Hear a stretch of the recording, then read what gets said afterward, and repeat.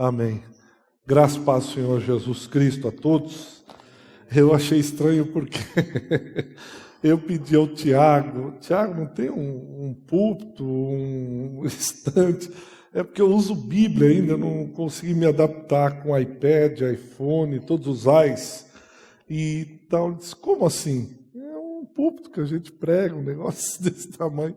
E eu estou percebendo a necessidade de me atualizar, né? E fazer uns negócios, mas achei estranho quando o pessoal achou estranho, né? Isso é coisa do Tiago, ele nem está mais. Ah, tá lá, mas enfim.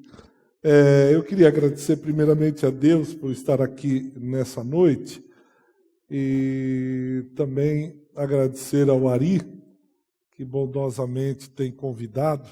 Pelo Tiago eu não estaria aqui, mas o Ari intervém. E aí eu continuo. O Tiago tenta me fritar todas as vezes. Ele põe empecilhos para que eu não esteja. Mas como a obra de Deus, né? Ele não consegue impedir.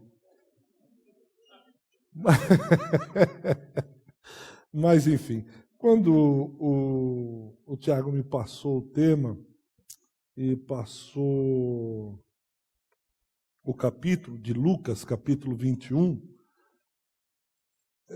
no primeiro momento a gente fica pensando em fazer uma grande homilia, de fazer algo que impacte, vão estar grandes pregadores, não sei quantas pessoas vão ver o que eu vou falar, eu vou dizer, mas eu queria confessar que quando comecei a ler, preparar, Deus questionou demais, provocou demais as minhas motivações. E como diz o texto, não ficou pedra sobre pedra. E ele disse, não se preocupa, não é? Fala o que eu tenho falado com você, fala o que você tem vivido. Fala, mas e aí, o pessoal vai achar isso, aquilo?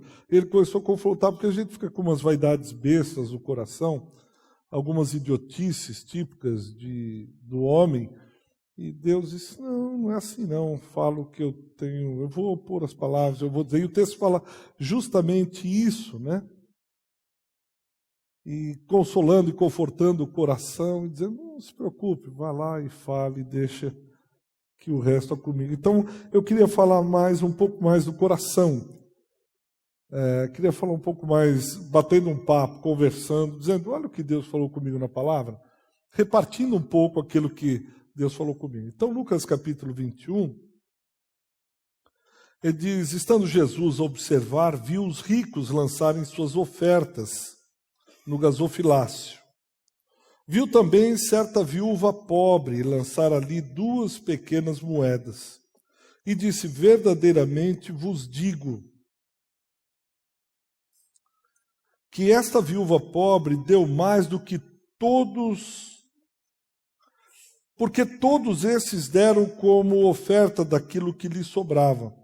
Esta, porém, da sua pobreza, deu tudo o que possuía, todo o seu sustento. Falavam alguns a respeito do templo, como estava ornado de belas pedras, de dádivas. Então disse Jesus, vede essas coisas? Dias virão em que não ficará pedra sobre pedra que não seja derrubada. Perguntaram-lhe, mestre, quando sucederá isto? Que sinal haverá de quando essas coisas estiverem para se cumprir? Respondeu ele, vede que não sejais enganados, porque muitos virão em meu nome, dizendo, sou eu, e também chegou a hora, não o sigais. Quando ouvires falar de guerras e revoluções, não vos assusteis, pois é necessário que primeiro aconteçam essas coisas, mas o fim não será logo. Então lhe disse, levantar-se-á nação contra nação, reino contra reino. Haverá grandes terremotos, epidemias e fome em vários lugares, coisas espantosas e também grandes sinais dos céus.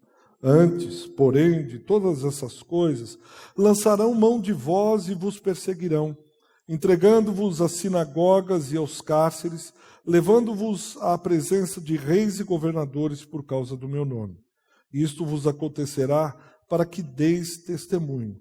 Assentai, pois, em vossos corações de não vos preocupardes com o que haveis de responder, porque eu vos darei boca e sabedoria, a que não poderão resistir nem contradizer todos quantos se vos opuserem. E sereis entregues até por vossos pais, irmãos, parentes e amigos, e matarão alguns dentre vós. De todos sereis odiados por causa do meu nome. Contudo, não se perderá um só fio de cabelo da vossa cabeça, e na vossa perseverança que ganhareis as vossas almas. Lendo o contexto até o final, até o versículo 38, eu fiquei procurando alguma coisa que pudesse ser um fio condutor do texto, alguma coisa que pudesse ligar aquilo que Jesus está falando, porque ele começa falando acerca da oferta de uma viúva pobre, e depois ele começa a falar do fim dos tempos. E eu pude perceber que há um verbo que, de alguma maneira, ele desponta aqui, que está logo no versículo 1, que é o verbo ver, observar. Então, Jesus ele começa o texto falando sobre esse ver, esse observar, esse parar para olhar cuidadosamente. Parece que o verbo ver tem vários verbos aqui, mas o verbo ver, ele sobressalta aos olhos.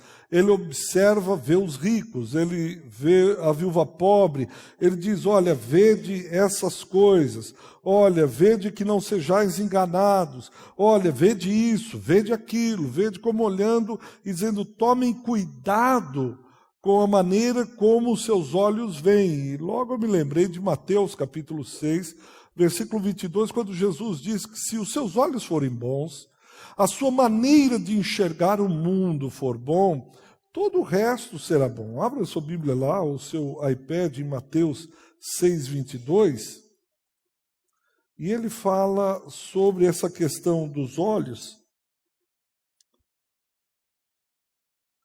São os olhos a lâmpada do corpo. Se os teus olhos forem bons, todo o teu corpo será iluminado.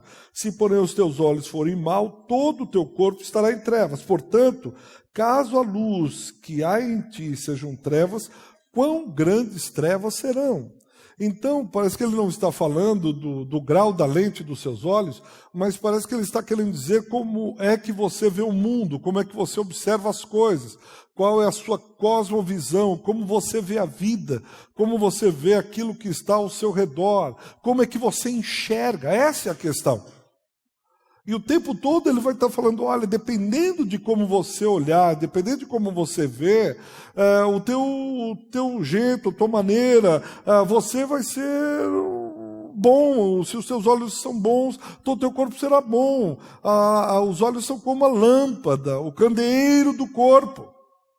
Então a maneira como você enxerga é muito importante. E isso é importante porque...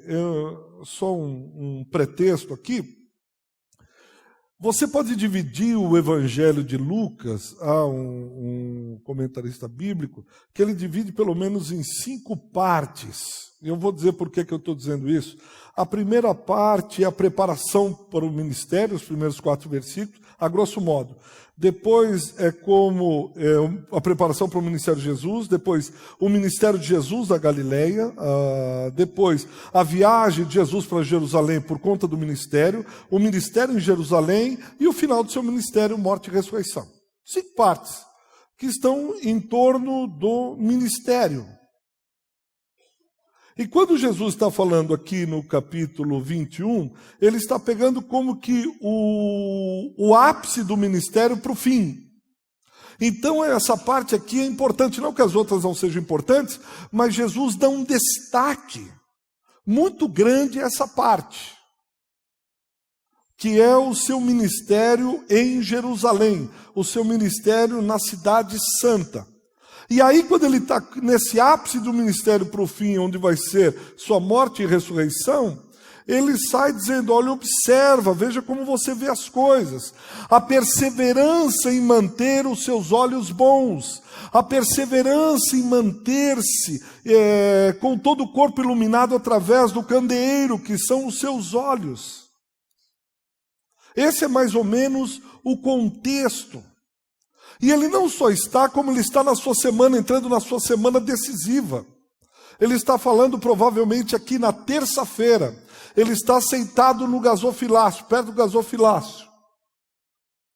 Ele está sentado ali e ele está observando como aquelas pessoas, aqueles judeus, eles ofertam, eles dizimam. E é interessante, ele está parado olhando, observando. Ou seja, mas ele está observando em que momento da história? Então, de novo, ele está lá no ápice para dar o grande finale do seu ministério e está na terça-feira da chamada Semana Santa. O domingo é o domingo de Ramos, onde quando ele está entrando em Jerusalém e todos saudando, hosanas ao que vem em nome do Senhor. Na segunda-feira, ele purifica o templo, está no capítulo 19, é a purificação, quando ele está entrando no templo, ele vai e expulsa os mercadores do templo. Depois, logo depois, no capítulo 19, ele começa a falar sobre sua autoridade, ele começa a falar acerca de quem realmente tem autoridade. Na terça-feira, ele está sentado observando uma viúva. E não só do ministério que ele vem, mas o que está à frente dele também. Na quarta-feira, ele está lá no capítulo 22 com Judas, dialogando e falando com Judas quando Judas é revelado o traidor. Na quinta-feira, lá em Lucas 22, ele está ceando com os seus discípulos, depois ele vai, na mesma quinta, ele está no Getsêmani e ele é preso. Depois, na sexta, ele é negado por Pedro e sua crucificação e morte. No meio da semana, ele está sentado, observando uma viúva pobre. Você diz, mas você está no grande finale, o que você está fazendo? Observando uma viúva. Como se não bastasse isso, depois ele está falando de coisas tremendamente sérias que se dariam lá 70 anos à frente, quando ele fala que não ficaria pedra sobre pedra. Ele está falando do ano 70 anos na frente, e como se não bastasse isso, ele está enxergando, ele está vendo todo o tempo entre a sua primeira vinda e a segunda vinda. Quando ele fala de guerras, de temores, quando ele fala de que serão perseguidos, etc, etc, se diz, como um homem como esse, que está vindo de uma semana agitadíssima, de uma semana quase que decisiva, e aí depois com um futuro, um cenário à sua frente, a perder de vista, ele já está falando lá da sua segunda vinda, quando ele retornaria, e na terça-feira ele está sentado e dizendo assim para os discípulos, você viu aquela viúva? Ela deu mais do que todo mundo aqui. Você diz, no mínimo, se eu e você estivéssemos lá, nós falamos, o senhor só pensa em dinheiro. Como é que o senhor pode? As coisas aqui acontecendo. Antes de ontem, o senhor entrou em Jerusalém. O senhor viu como o povo o saudou? Até o burrinho dava risada. É o rei entrando. Cumpriu-se a profecia. Olha, vai ter ceia, é Páscoa. Olha, alegria e tal. E o senhor pensando em dinheiro, pensando em viúva pobre. E falar em viúva pobre, o que eles estão observando? Eles estão observando uma viúva pobre. Falar viúva pobre é pleonasmo. Falar viúva pobre é chover no molhado. É algo mais ou menos, eu bolei uma frase, algo mais ou menos parecido com dois amigos se encontrando, e o outro diz, cadê o João? E o outro responde, você não ouviu dizer o que aconteceu com o João quando ele foi na prefeitura? Não. Olha, ele subiu para cima da escada, na casa própria dele, era uma casa dele, pessoal própria, e depois de uma meia hora ele desceu para baixo e suicidou-se a si mesmo. O outro diz, não é possível, que desastre feio. Aí o outro vendo isso, tomei uma decisão, não vou mais adiar para depois. Você pode me esperar que eu vou comparecer pessoalmente na prefeitura municipal, vou encarar de frente esse problema. Vocês, claro, encarar de frente só pode ser isso, prefeitura só pode ser municipal. Viúva pobre é isso mesmo. Havia um provérbio que dizia, viúva pobre significa mais pobre das pessoas. Se olha o cara mais miserável do mundo, você diz, olha, parece uma viúva pobre. Tanto que a oferta que ela dá é um lepta. Um lepta era a única moeda judaica que aparece no Novo Testamento. Não era nem a moeda do povo que dominava, não era nem dólar nem euro. Era peso. Era pesos. Era um negócio assim, que é igreja de brasileiro e contribui com pesos. Argentinos, você diz, olha, isso é proibido aqui não. Ainda mais se eles ganharem a Copa no Brasil. Você diz, aqui não se dá peso de jeito nenhum. Era, inclusive, essa moeda, alguns comentaristas, judeus do Talmud, eles diziam, era uma regra do Baba Batra 10b, ninguém deve colocar um lepton na caixa de caridade a não ser sob supervisão aprovada. Se você fosse com uma daquelas moedas que a viúva deu, duas, você precisaria de supervisão. Você não poderia, era uma regra talmúdica dos rabinos, a fim de que não se contribuísse. Então Jesus, no auge, quem ele está observando? Uma viúva pobre, e ainda que dá um lepta.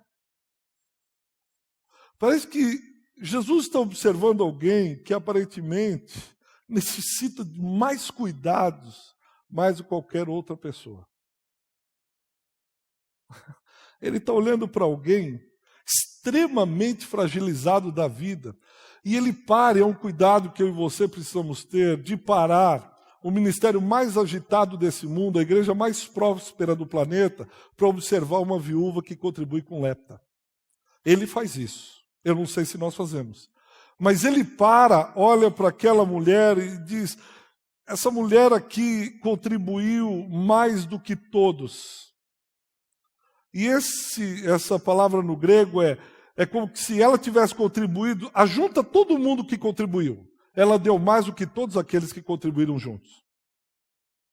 E ele para ver alguém desprovida de recursos, desprovida de afetos, que supostamente deveria ir até a caixa de caridade, como era chamado também o gasofilácio, e retirar, e não pôr. Ele olha para uma pessoa completamente insignificante. Ele olha para alguém que não tem por que chamar atenção.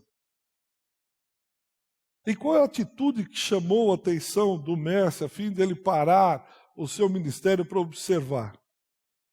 Aquela mulher não tem o que dar, ela não tem o que contribuir. Na construção da igreja ela não vai ser relevante, não faz sentido nenhum. Ela tem que receber, ela tem que passar no caixa da igreja todo mês para poder pegar o aluguel dela. Em tese ela deveria exigir. Ninguém, de alguma maneira, ela iria parar essa mulher para pedir qualquer contribuição que fosse. Mas, de alguma maneira, ela consegue enxergar, e isso para mim é fantástico, ela consegue enxergar a necessidade do outro. Os comentaristas dizem que eram 13 caixas de caridade. Em cada caixa de caridade havia a necessidade específica. Essa aqui é para os pobres, essa é para os meninos de rua, essa é para as viúvas não sei quem, essa aqui é para as mulheres, não. Ela olha para aquelas caixas, quem está olhando é essa viúva pobre, com 2 leptas. E ela consegue enxergar a necessidade de outro. Meu Deus do céu! Como ela consegue ver a carência do outro, uma mulher tão necessitada, tão carente. Ela vai até a caixa de caridade de uma maneira sobrenatural, dada a sua pobreza. E Jesus diz, ela deu tudo o que possuía. Isso é no mínimo loucura. Qualquer um de nós colocaria a mão no peito dela e diz, não, você não pode contribuir, é nós que temos que abençoá-la. E me lembrou a noiva de Jesus Cristo. A noiva que percebe a necessidade de pessoas carentes, da viúva, do menino órfão, da seca do Nordeste, dos presídios. E olha para si e reconhece que não tem nada, o que ela tem são 2 leptas. Como? Como olhar para a carência mundial, crianças, viúvas, miséria, párias, crianças sendo vendidas para prostituição no Nepal, crianças sendo dizimadas na África, viúvas sendo exploradas, mulheres apanhando e dizer, eu estou no Brasil, aqui em Recife, ou estou em São Paulo, como é que eu vou olhar para a necessidade deles? Mal eu tenho para pagar o aluguel da minha igreja, mal eu tenho para sobreviver, mal eu tenho para pagar o salário do pastor, no mínimo é irresponsabilidade. E todo mundo olha para você, o conselho da sua igreja diz, pastor, o senhor tem razão, mas essa viúva contraria toda a racionalidade. E ela consegue, num ímpeto de graça, dar do que ela não tem, ou dar tudo o que ela tem. Isso é manifestação da graça. Não posso pensar em outra coisa. Me vinha muito claramente a noiva que reparte porque ela recebeu de graça. A noiva que sabe que não tem nada, como a noiva de Oséias, a única coisa que ela tem é o amor do noivo, por isso ela reparte. Ela não tem nada. O que você vai comer amanhã? Não faço a menor ideia. Mas sabe que tem um menino lá, eu vi na caixa de caridade, que essa oferta vão lá para os meninos no interior do Piauí, e eu vou dar. E você vai comer o que amanhã? Não sei. Eu estou dando o meu almoço e Deus vai suprir na janta. Essa é a noiva de Jesus Cristo. O tempo todo ela se percebe carente dessa graça. Ela se percebe como o canal da graça de Jesus Cristo e sabe que não tem nada. E o pouco que ela tem em vaso de barro. Por isso ela diz, o que eu tenho é precioso demais, mas eu não posso guardar aqui. E ela começa a repartir. Ela deu do pouco, repartiu, deu de sua pobreza. A noção de solidariedade que essa viúva ensina é tão espetacular que ela chama a atenção do mestre. As poupudas ofertas dos ricos não chamaram a atenção do mestre. Me lembra a noiva de Jesus Cristo. Quando é que a noiva chama a atenção do mestre? Quando ela dá do que ela recebeu. O mestre parou diante daquela agenda cheia da semana chamada Santa, para olhar alguém tão pequeno, tão insignificante, tão pobre. No entanto, uma gigante da solidariedade. Uma mulher que, apesar de ser mulher, ensina a comunidade. Uma mulher que, apesar de pobre, ela consegue ensinar a comunidade sem abrir a boca. Ela deu mais do que todos eles juntos. Só há uma explicação razoável para essa atitude. Se chama graça. Fruto da graça. É interessante que Jesus chama a atenção e diz, ela não dá do que sobra. Os outros deram do que sobrava. Os outros deram do que sobejava. Ela não. Ela deu tudo o que possuía. É alguém que se entrega sem reservas. É alguém que não faz contas para abençoar. É alguém que não olha o caixa. É alguém que simplesmente é provocada pela graça, sustentada pela graça, e flui essa graça de dentro de si. E interessante que Jesus chama a atenção, por isso que o verbo observar, observa, vê, quem vai perseverar até o fim, tem que perseverar com todo o seu corpo luz, porque são os olhos a luz do corpo, então tem que manter essa luz acesa. Como que eu mantenho essa luz acesa? Observando as coisas que Deus diz para observar. E ele diz para observar essa mulher, em que aspecto? Não é o quanto que ela deu, mas o quanto que ficou. Não é os 10% que eu dou, mas são os 90% que Deus permitiu que ficasse comigo para eu administrar. Eu não dou 10%, Ele me permite ficar com 90%.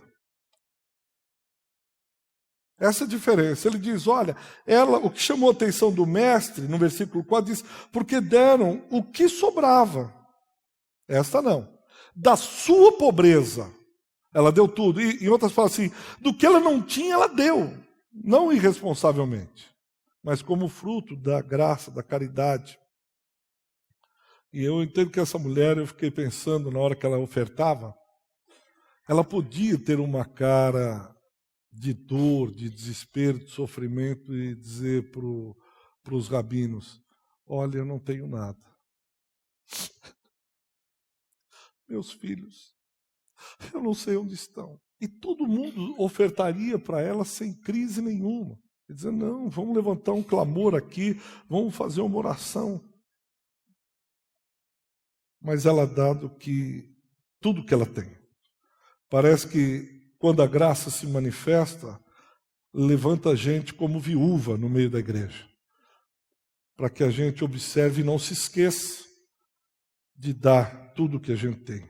Gente como a igreja do Senhor, que percebe sua miséria, sua situação de extrema carência da graça, dependente de seu Senhor, e se levanta num ato de fé para repartir o pouco que tem.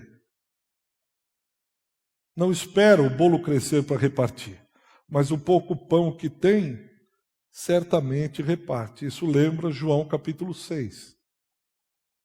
Todo mundo ouviu o ensinamento do mestre o dia inteiro, mas chegou uma hora, os discípulos cutucam e dizem, mestre, não tem, despede a multidão, porque nem 200 denários nós conseguiremos alimentar essa multidão. É interessante que tinha gente que estava guardando coisa. Tinha comida lá no meio, tinha provisão. Mas parece que o único que está decidido a repartir é alguém também fragilizado da sociedade. Não são os líderes, não são os afortunados. Quem está disposto a repartir é um menino. Esse menino vem e diz, olha, eu tenho 5 pãezinhos e 2 peixes, foi a lancheira que minha mãe fez, ela me deu essa lancheirinha, essa merenda, e eu quero repartir com todos. Parece que eu vejo o mestre dizendo, vede, observa, olha como você enxerga o mundo. Com esses poucos pães, com esses poucos peixes, nós vamos alimentar toda essa multidão. E a provisão vem por viúva pobre, a provisão vem por um menino. E Jesus chama a nossa atenção e diz, está vendo, veja isso. Esse reconhecimento da noiva que percebe que o que ela tem é graça, e tem que ser repartido isso. Ela não pode esperar a benevolência de uma ONG, ela não pode esperar que alguém se levante. Ela se levanta como a viúva e vai socorrer o necessitado. Ela não vai pedir por uma ONG judaica, ela não vai esperar uma ONG israelita. Ela diz, o que eu tenho eu reparto porque eu vejo a necessidade do outro. Eu não posso ficar parado, sentado aqui. E ela não está nem aí com o que os poderosos vão contribuir, com o tamanho da oferta dela. É um rasgo de fé. Tem gente guardando. Uma segunda coisa, está no versículo 5. Se a primeira é observar a gente como essa viúva, e como Jesus, que apesar de uma agenda cheia, ele para observar coisas que são importantes e exorta eu e você a olhar as coisas que são realmente importantes, no versículo 5, parece que os discípulos são como a gente.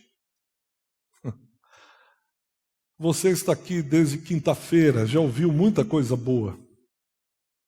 Mas a coisa não é ouvir, mas é ver e obedecer, é ver e mudar.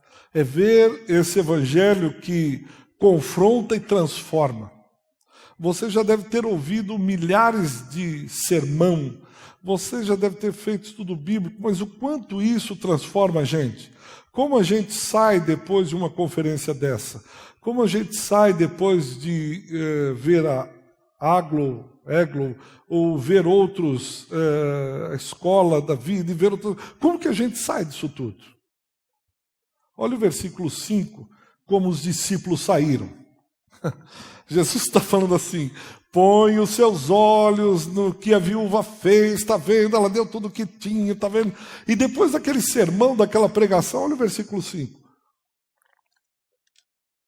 Eles estão assim, olha, que ar-condicionado maravilhoso, rapaz, olha que coisa linda e tal. Jesus disse, vocês entenderam o que eu falei? Não então, Jesus, mas olha aquelas dádivas, olha aquelas pedras. Jesus está dizendo assim, vocês entenderam o que eu acabei de ensinar?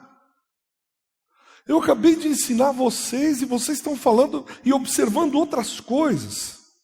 E aí parece que de alguma maneira Jesus dá um choque aí neles, dá uma palavra dura, porque eles se tornam rapidamente superficiais naquilo que o mestre está ensinando, naquilo que o mestre está mostrando, eles se tornam absolutamente superficiais. Eles acabam o sermão de domingo e estão falando de futebol. Acaba o sermão de domingo e eles estão falando sobre que tipo de pizza que eles vão comer, que tipo de lanche, para onde nós vamos sair, o que vai acontecer agora. E Jesus dá um choque de realidade neles e diz: está vendo essas coisas bonitas aqui?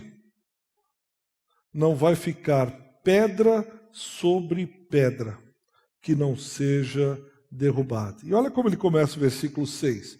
Eles estão mostrando aquelas coisas e achando que vão impactar o mestre. Eles estão mostrando os grandes feitos, as grandes construções, as grandes realizações humanas e achando que vão impactar, que o mestre vai chorar, vai dizer: servo bom e fiel, nossa, como você é maravilhoso, você é lindo, puxa, você é demais. Ele vem e diz: observa, vê, presta atenção, estas coisas, está vendo, está vendo? Dias virão em que não ficará pedra sobre pedra que não seja derrubada. É como que um choque, né? Pau! Mestre, não era isso que a gente estava querendo ouvir, não era isso que a gente estava querendo. Do que o senhor está falando? E eu penso que às vezes o mestre precisa dar alguns choques de realidade na minha vida, na sua vida, na vida da igreja, dizendo: vocês precisam olhar para aquilo que realmente importa, para aquilo que realmente interessa. Eu estou falando da viúva. Eu fico imaginando algum discípulo interpelando o mestre, dizendo: espera aí, meu senhor, o senhor não tem noção do que o senhor acabou de falar. O senhor sabe, esse templo tem nomes como Davi, ligados a esse templo. O senhor sabe que ele foi e fez, ajuntou todas as ofertas. O senhor sabe quanto o rei Davi sofreu. O senhor sabia que o homem mais sábio do mundo é que construiu. Tem nomes como o profeta Jeremias, nomes ligados como o profeta Ezequiel. Tem muita gente boa aí, do que é que o senhor está falando? Tem muita gente aí que ficaria babando por um templo desse. Isso aqui é muito importante para a gente. Eu creio que por isso que Jesus vem e dá esse choque de realidade neles. Ele diz: isso tudo vai ser derrubado, não interessa os nomes que aqui estão ligados. Porque eu estou ensinando outra lição e vocês precisam aprender. E como é difícil aprendermos a lição que o mestre nos ensina. Ficamos constantemente como os discípulos. Ele acaba de falar, a gente vai no cantinho e diz: o que é que o senhor quis dizer? Não entendi. Como é difícil compreender e obedecer. Não, eu entendi, eu quero obedecer, mas eu estou em processo. Não, eu vou chegar lá um dia. E aí Jesus diz: olha, nós precisamos derrubar esses templos que construímos. Eu não acredito que são templos humanos. Mas esses templos que nós construímos dentro do nosso coração. Esses templos que nós começamos a idolatrar. Esses templos que nós começamos a criar os nossos próprios ídolos. Parece que hoje, na contemporaneidade, criamos os ídolos do lar. Muitas vezes são os nossos filhos, verdadeiros príncipes, verdadeiros ídolos, intocáveis. Nem o pastor tem a ousadia. Ai, se o pastor chamar a atenção do meu filho. Ai, se o pastor falar isso para o meu filho. Ai, se meu filho quiser casar e o pastor vem aqui dar dura que ele não pode casar com esse. Uns anos atrás, numa igreja, a menina disse: eu vou casar. E o pastor disse: não, aqui, minha irmã, não, por essa. Eu vou casar. Entrou com mandato judicial. E no dia do casamento foi com um oficial de justiça, rompeu, quebrou a fechadura da igreja, entrou e fez o casamento. Quem é o pastor? Quem é a autoridade espiritual? Quem é a liderança? Quem ele pensa que é? Com o meu filho não se fala assim. Com a minha filha, minha princesinha, ninguém toca. Ela faz o que quiser, ela corre na igreja, ela pula, ela brinca, bate a cabeça, chuta a canela do pastor, é minha filha. Se ela quiser, ela baba, ela grita. Para o culto que minha filha vai passar. E nós vamos criando esses ídolos, e eu penso que só há um jeito, seguindo o exemplo desse choque de realidade, é fazer como Gideão em Juízes 6, na calada da noite, ou no sofrimento, vai lá e derruba todos os ídolos de Baal, toda a idolatria, todos os altares falsos, para deixar erguido apenas e tão somente um altar, que é o altar a Jesus Cristo, o único que é digno. E nos tornarmos como igreja cada vez mais, como o rótulo de Gideão, inimigos de Baal. Inimigos de todo o templo que queira ser adorado, seja ele homem, seja ele construções, sejam liturgias, sejam doutrinas, qualquer coisa, porque a noiva só adora um, e tão somente um, que é Jesus Cristo. E precisam esses ídolos ser derrubados, e quem sabe Deus possa trazer esse choque de realidade na igreja brasileira. Todas as vezes que valorizarmos coisas, adorarmos coisas, ou fitarmos os olhos em coisas que Deus não debruça os seus olhos, seja derrubado. O que vale é aquilo que Jesus observa, vê e pede para que eu e você observemos. É interessante que essas dádivas do versículo 5, Flávio Josefo, historiador, ele diz que havia uma dádiva principal, muito destacada, que foi dada por Herodes. Era um cacho de uva que a altura dos frutos chegava, a altura das folhas chegava à altura de um homem. Quem era Herodes? A igreja sendo abençoada pelo inimigo de Jerusalém. E eles olham para Jesus, você imagina a cena, eles falando para Jesus, sabe quem deu esse ar-condicionado? Foi o fulano, deputado fulano de tal. É aquele mesmo lá que está sendo processado na CPI. Como é que Jesus olhou para isso? Quem é que deu o ar-condicionado? Eu não estou falando dessa igreja, pastor Marcos, pelo amor de Deus, hein? Por favor, está doido. Mas estou aqui fazendo uma... Pelo amor de Deus. Mas olhando assim, dizendo, está vendo? Foi o vereador fulano de tal. Aquele mesmo da caixinha dos 5%. Como é que o mestre olha para isso? E os discípulos falando para ele, na saída do cultão, na porta da igreja. Jesus, o sermão foi bom, mas o senhor viu aqui, pusemos agora esse ar-condicionado, foi o senador fulano de tal. Como é que o mestre vê isso? Eu fiquei imaginando como é que o mestre se sentiu. E o que ele gostaria de ter dito. Mas a sua infinita misericórdia e amor e compaixão que ele olha para mim e para você, ele diz, olha, ninguém, não vai ficar pedra sobre pedra. E eles perguntam, mas quando isso vai acontecer? Quando isso vai tal? De novo, ele diz, observa, não sejais enganados. Lá está em Marcos 13, 5, Lucas 21, 8, não sejais enganados. Quando ele fala isso para os discípulos, não sejam enganados, é porque há a possibilidade de eu e você sermos enganados. Senão ele não diria, ele disse, não, vocês nunca vão ser enganados, pode ficar, relaxa, porque isso é bobagem. Mas quando ele diz assim, não sejais enganados, isso me criou um impacto, diz, Deus, há possibilidade da igreja ser enganada, ou de um pastor ser enganado, de um presbítero, de um diácono ser enganado, até um crente ser enganado. Porque se o senhor está divertindo, o senhor não ia falar por besteira, o senhor falou para discípulos. Porque eu e você podemos ser enganados de alguma maneira.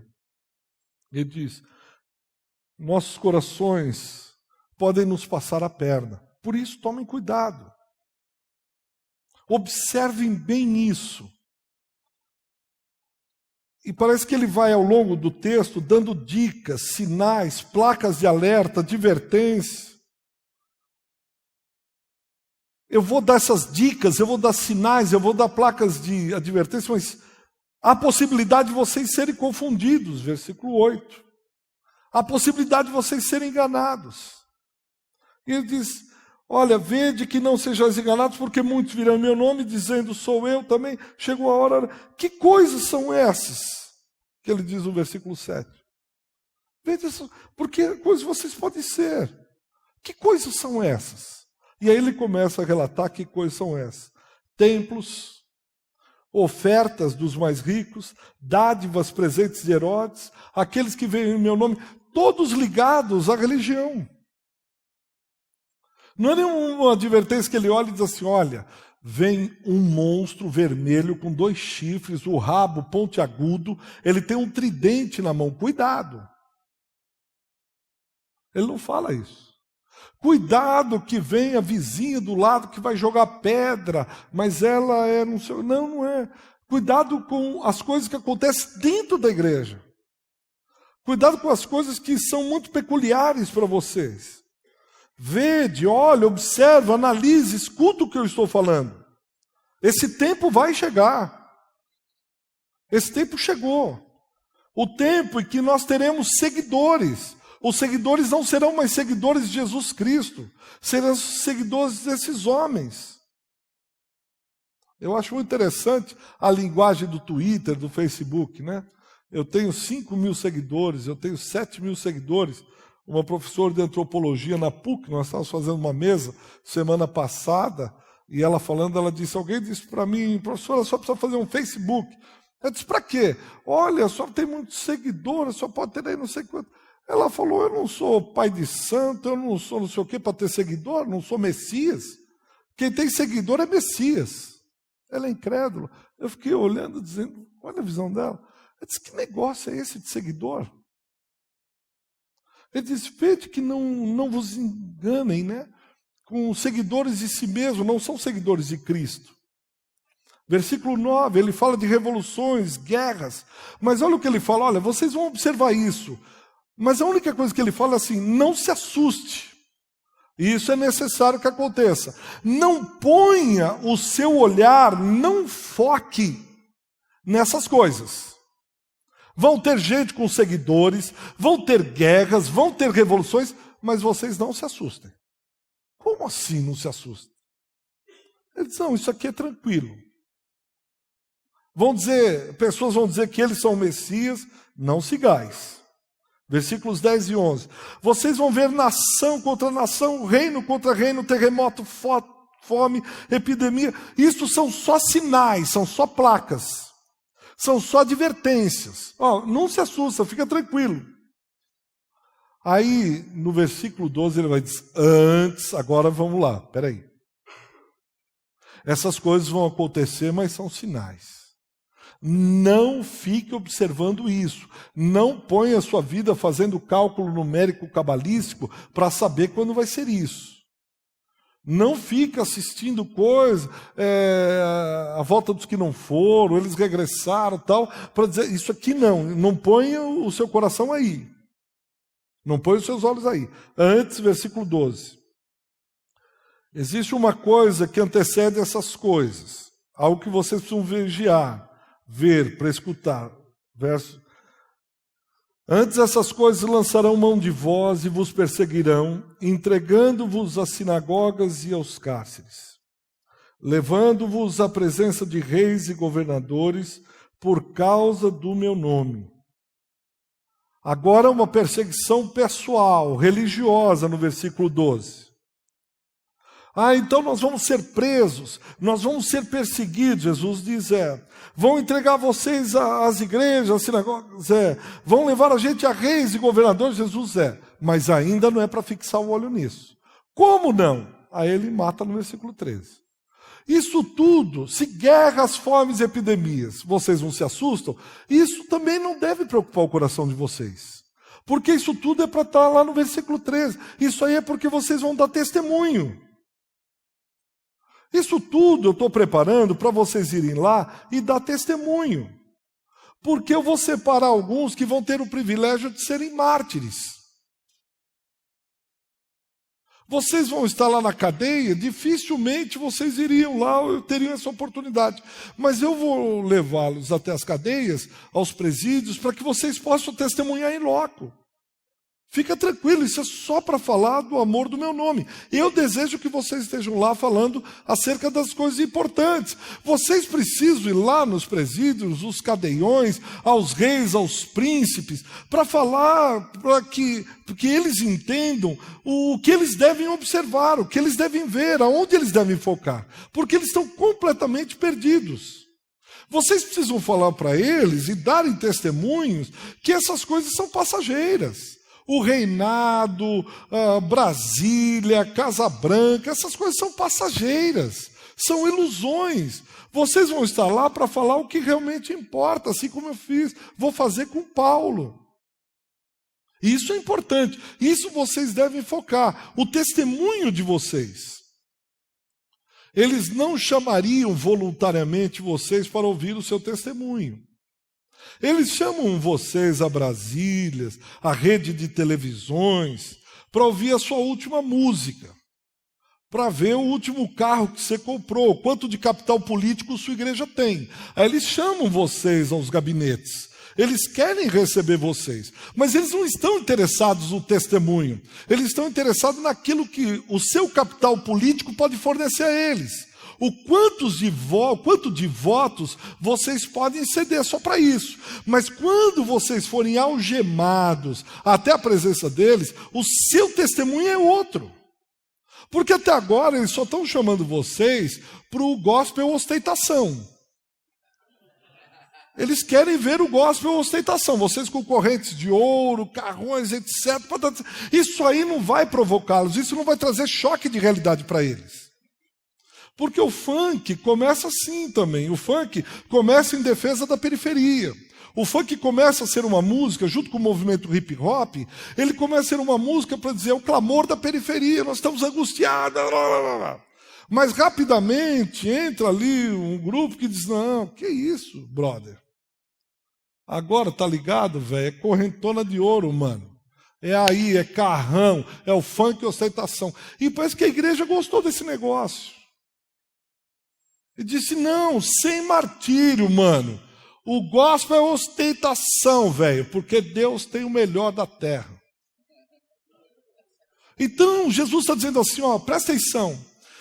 Eles, quando chamarem vocês aos gabinetes, é porque eles têm interesse, eles não querem ouvir o evangelho. Agora, quando você for lá como Paulo, porque você é um dos perturbadores de Israel, você confronta essa política espúria, você não aceita que a sua igreja seja um curral eleitoral, quando você não olha para um político como a política do dar e receber no pior sentido da palavra, eles não vão ouvir o seu testemunho. Mas quando eles se perseguirem e tal, aí você vai falar, você vai ver o impacto que você causa. Porque eles não acreditam que alguém pode morrer por esse negócio. Quando eles veem o gospel ostentação, eles dizem, esse cara está ganhando com esse negócio. Milor Fernandes dizia, não dou R$2 a alguém que lucra com a ideologia a qual proclama. Não dou R$2 àquele que lucra com a ideologia a qual ele defende.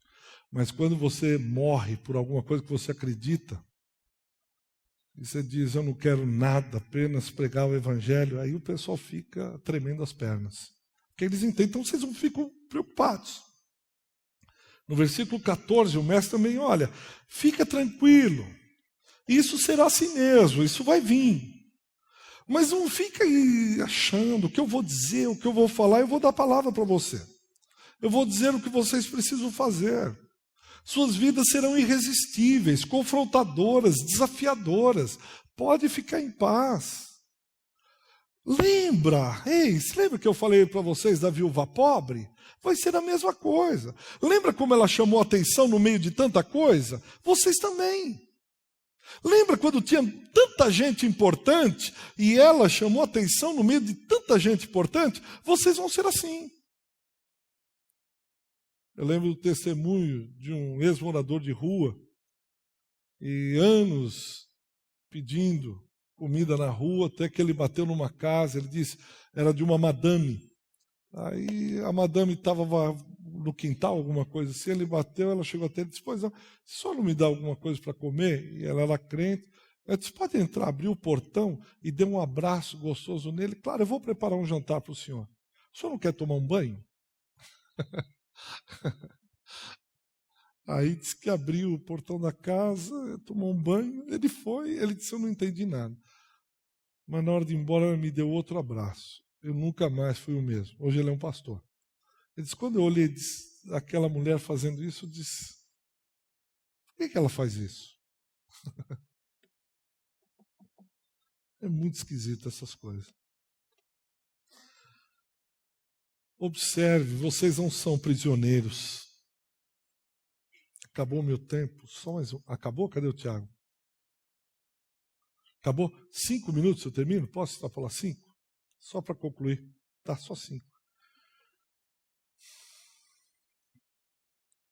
Observem, vede, vocês não são prisioneiros. Vocês são livres. Mas vocês precisam entender isso.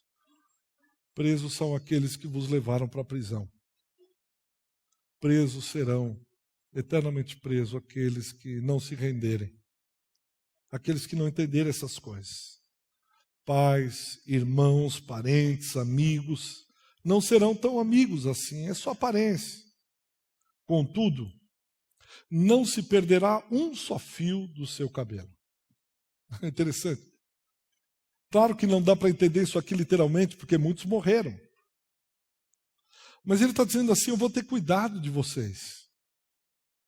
Observe, eu vejo, parece que o mestre dizendo novamente para eles, como assim? Muitos vão morrer, o senhor está dizendo que não vai cair um fio de cabelo. Ele diz, pelo amor de Deus, a última vez observem, vejam, vede. O que eu estou dizendo para vocês, não fiquem focando a morte, observando a morte, porque a morte vai ser vencida. A morte não tem a palavra final. Olhem para a vida. Observou, viu? Eu não estou. Vocês ficam focando a morte o tempo todo. Vocês olham para onde eu não for. Eu falo para vocês não olharem. Eu mando vocês olharem para a viúva. Vocês olham para as pedras. Vocês ficam olhando fome, peste. Eu estou dizendo que é testemunho. Agora eu estou falando que não vai cair um fio de cabelo. Vocês dizem que vão morrer. Não é a morte. Olha para a vida. Vocês viverão eternamente comigo. Apenas perseverem que todo olho, toda visão de mundo de vocês esteja centrada, focada naquilo que realmente interessa, naquilo que realmente importa. É só isso. Porque se os seus olhos forem bons, todo o seu corpo será bom. Por isso que ele termina dizendo, é na vossa perseverança. Perseverança, constância em quê? Em olhar as coisas da maneira que Deus olha. Ver como Deus vê. Olhando para viúvas, esperando o pão de menino. Não se assustando com fome, pestilência, guerra, revolução, nação contra nação. Entendendo que somos perseguidos para dar testemunho. E que a morte já não tem a palavra final. Não vai cair nenhum fio de cabelo. Ninguém pode nos aprisionar. Porque somos livres. Baixe sua cabeça um instante. Pai, nós agradecemos ao Senhor por essa liberdade de vida que o Senhor nos dá. Obrigado por pessoas pequenas que nos ensinam grandes coisas. Obrigado por tua perseverança em apostar em nós, nos amar incondicionalmente, principalmente por tua preciosa graça, que faz coisas como essa. Obrigado por tua graça, em nome de Jesus. Amém. Amém. Amém.